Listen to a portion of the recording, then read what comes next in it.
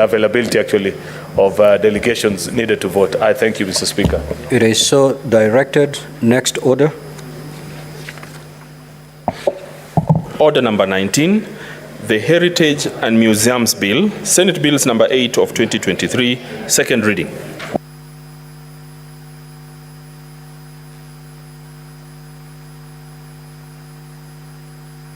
The Chairperson, Standing Committee on Labor and Social Welfare. That order is deferred. Next order. Order number 20, the Agriculture and Food Authority Amendment Bill, Senate Bills number 13 of 2023, second reading. Senator James Murango. That order is deferred. Next order. Order number 21, the County Hall of Fame Bill, Senate Bills number 18 of 2023, second reading. Senator Miraj Abdullahi Abdurrahman. That order is deferred. Next order. Order number 22, the Rice Bill, Senate Bills number 19 of 2023, second reading. Senator James Murango. Oh, he's moving. That order is deferred. Next order. Order number 23, the Public Holidays Amendment Bill, Senate Bills number 21 of 2023, second reading. Senator Karungo Thangwa. Not present. That order is deferred. Next order. Order number 24, the County Assembly Services Amendment Bill, Senate Bills number 34 of 2023, second reading. Senator Mohammed Chute.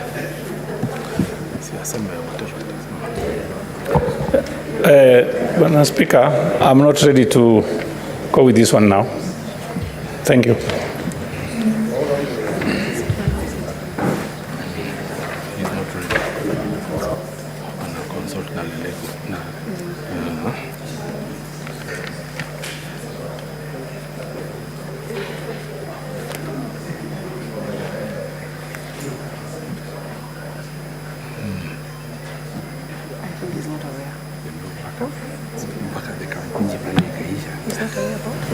I thought Senator Mohammed Chute is in the house.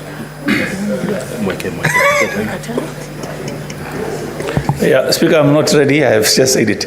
You're not ready? Yes. Thank you. We'll defer that particular order. Next order. Order number 25, the County Public Finance Laws Amendment Bill, Senate Bills number 39 of 2023, second reading. Senator Kathuri Murungi. Not in the house. That order is deferred. Next order. Order number 26, the Energy Amendment Bill, Senate Bills number 42 of 2023, second reading. Senator Edwin Sifuna. Thank you, Honorable Chair. Honorable Speaker, as you may know, I am a member of the Senate Energy Committee. I rise to move this amendment bill as a proud member of that committee that is chaired by the Senator for Nyeri, the Honorable Omatinga. Honorable Speaker, in March of 2023, at a sitting of that committee on energy, there was a resolution by the committee to conduct an inquiry into the high cost of electricity. Mr. Speaker, this is an issue that many of us in this House have interacted with. Honorable Speaker, this is an issue that had, at that particular moment in time, occupied many discussions around the country. When we began this process, Honorable Speaker, at the point at which this inquiry was initiated, Kenyans were buying Kenya shillings 100 at that particular moment in time would get you only 3 units of electricity, Mr. Speaker. That in fact, out of 100 shillings, 51 shillings were going to taxes and other charges and levies. Mr. Speaker, the committee did conduct a proper inquiry, including meetings with various stakeholders. I remember the then Minister for Energy, the Honorable Chirchir, stakeholders from Kenya Power, from Ketraco, stakeholders from the independent power producers, and others appeared before the committee. And Mr. Speaker, there is a report of the committee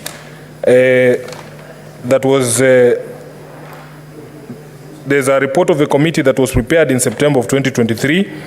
I don't recall the exact date when it was tabled in this House, but Mr. Speaker, it is a matter of record in this House that in fact that report has been tabled before this House.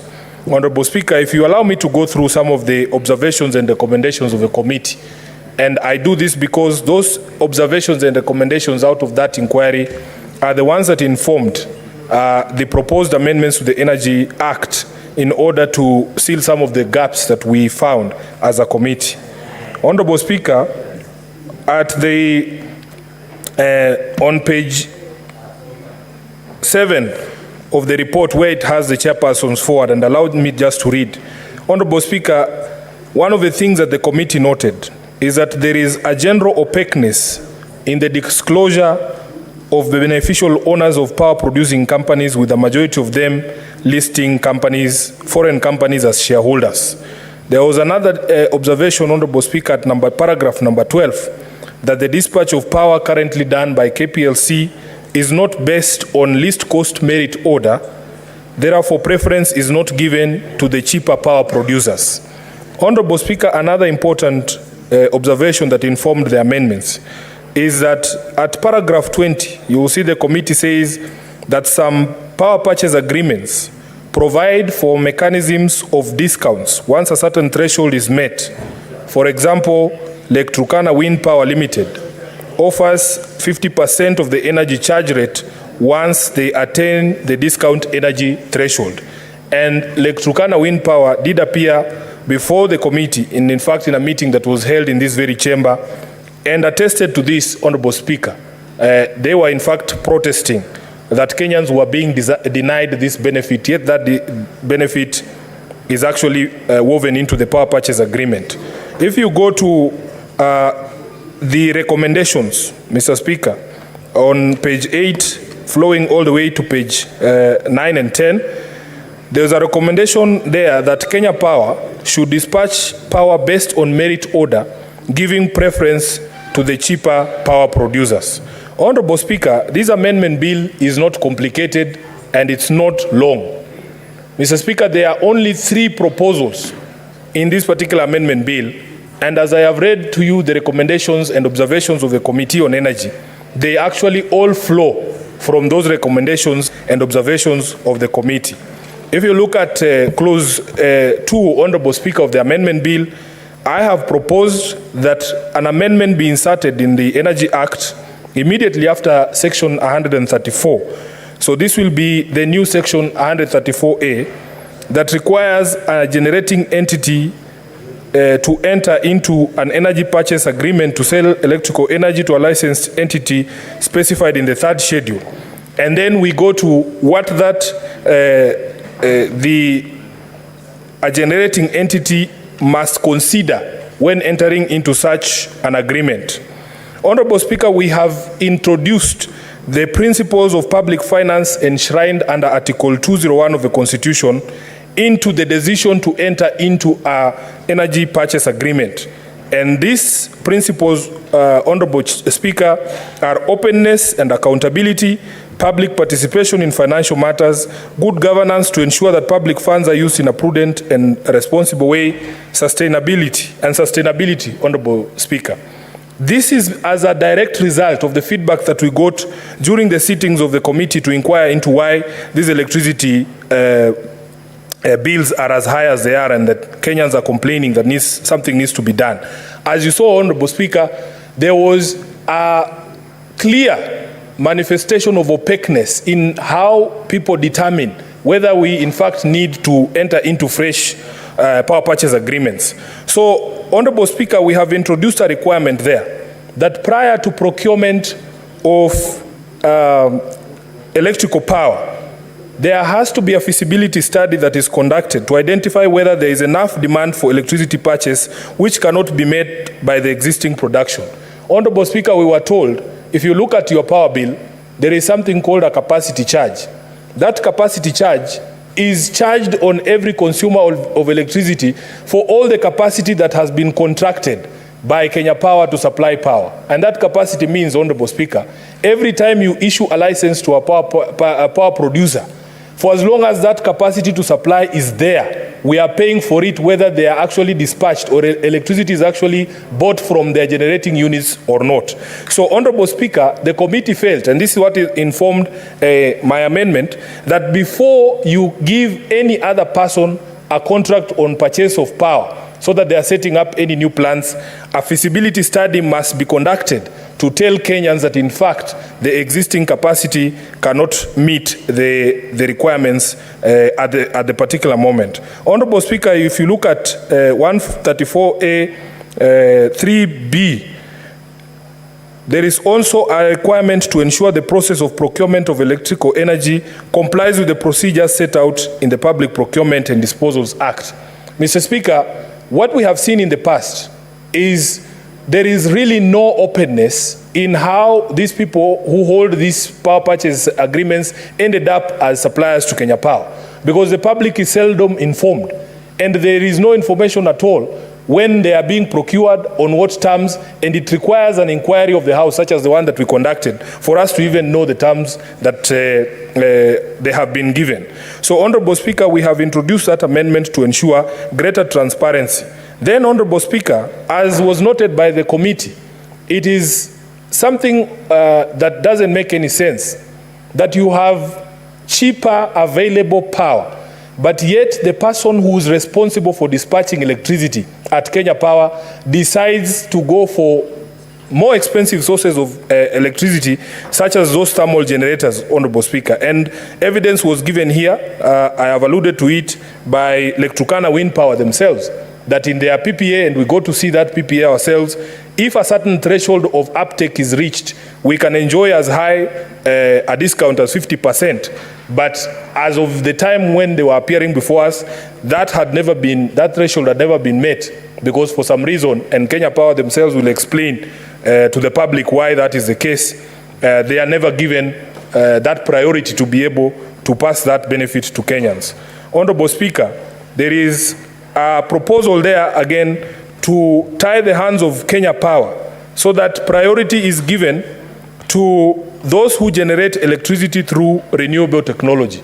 Honorable Speaker, this morning, the team from Talo, Kenya, appeared before the Senate Committee of Energy to discuss the field development plan for the Lokichar Basin.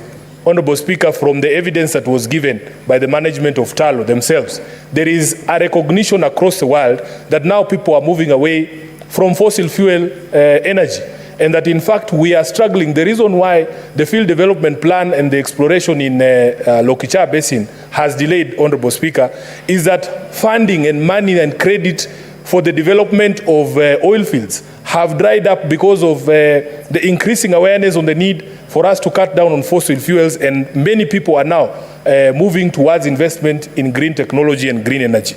So they are struggling. The management of Talo themselves told us today the money has simply dried up. There are very few investors who are now willing to put money into oil exploration. Because if you look at places such as the EU, Honorable Speaker, and other places, there has even been a moratorium that has been put that beyond 2030, vehicles that operate using diesel or oil-based fuel, Honorable Speaker, will be phased out, and therefore there is a move towards greener sources of energy. So, Honorable Speaker, we want even Kenya Power to give priority to generating entities that generate through renewable technology. And we gave the example of Lake Turkana Wind Power, we have Kipeto as well, and even the solar generators should be given priority as opposed to those who generate using heavy fuel oil, which is very expensive. The last amendment, Honorable Speaker, or the second or third one,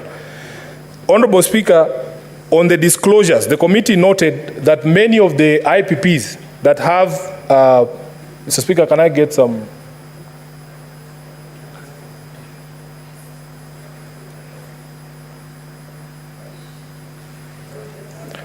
Honorable Speaker, as was noted by the committee, many of the IPPs that hold power purchase agreements as we speak today, Honorable Speaker, have not fully disclosed their ownership.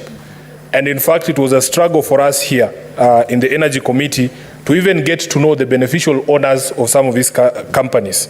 There is a great suspicion amongst members of the committee and in fact the larger public that wherever there is secrecy as to the ownership of a company, we would not be surprised, Honorable Chair, to find, and as a lawyer you know, people hiding behind shell companies and claiming that this is a company that is operating out of India, for instance, and yet the true owners are people here in the ministries and in government. So therefore, Honorable Speaker, one of the recommendations we have made is that the Kenya Power, or whoever it is that will be running our grid, can only award a power purchase agreement to an entity that has fully disclosed its beneficial owners. So that, Mr. Speaker, it should be standard practice. If you have something to hide, then we shouldn't be doing business with you. You should be able to tell us outright who the owners of the company are. Last